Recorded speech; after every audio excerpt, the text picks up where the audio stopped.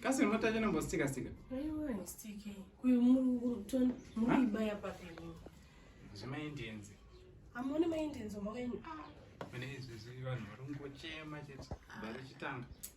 Tatoma je. Nikumba ndione na. Samunofarira chi. Zvana mai ano ere. Mai ano kadzanga ndondibhora.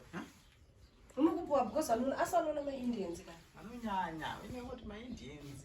Tikadaiswa twes gospel. Mutoro nani munotombo subscribe. Unofanira kumbondisubscribe account. Achakusubscribe. Ndichatoya ne DS racho kuno. Niko ivo vanozosara chose. Iwe unoda kundivengesa. Aunyari unoda kutondivengesa. Asakara mukadzi weya. Anza asakara. Asakara. Saka uri kuda kusika. Saka ndakutoswera kunoko. Kuti unisakadzowo futi. Ayo akana ayo sakara leo. Yo simbi jeje. Plus ndakangwara. Janji jeje. Plus unoziyawo haunogeza. Anje munati munabva kumunda. Ndakambona unonzi kakutu kanenge kari mupoto unzi chikutora poto ise mvura yesadza.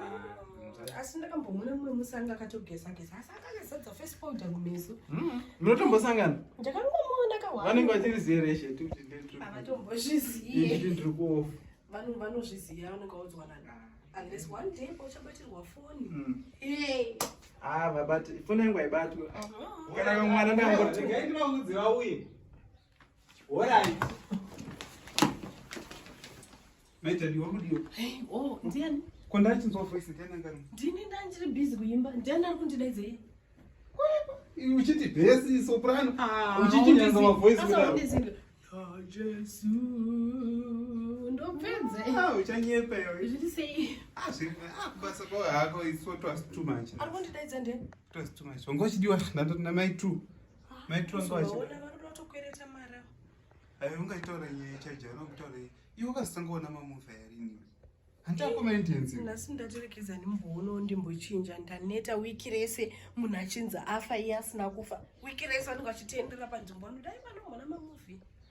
Iweweka. Kwakuriseko kubasa. Hamusina unochinja here. No. Kuchinja ndo mairepi zva. Chandinoda kubvisa maybe ibhachi bosi. Neweather yike. Neweather yike. Kondianasiya maplace akangoti bvuru pasinga. Ndini chazonosuka zvangu manje. Chanosuka. Iwewe kusiya maplate musingi wewe. Ndanchitika ndozosuka. Kwa ifoni yanirapo. Ipi? Iyo yangu ichingoringe. Iri kuvibrate ungosuka. Ndikanditadze account rega ngotoranga. My 5 missed calls. 5, Kumbe izvo ndatonyepa kuti ndiri kubasa ka. Ndakufonera manje mukadzi wangu.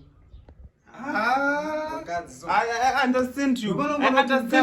Vakadzi chimwe chinhu so. Wakangogara naye 5 years. Unongwa right. Utaura 5 chete. Muchikondoti mwana wokutanga kudai so anobva atanga zvokuti hamutombonzwa nani. Chiona 5. Anogara kudai munhu. Zviri kudiyazvo. Zviri nani ataumbuka cheke. Vakadzi kana inini ipapa inini wangu kumba okumuka. Iwo ndiwaniwo. Pakuva muno chaipo. Wapinda sei munero? Kwe mapinda nepai. Ndiani munhu uyu ningiri? Ndiani munhu? Buda mani. Buda. Kwava ndivana. Buda uende uko.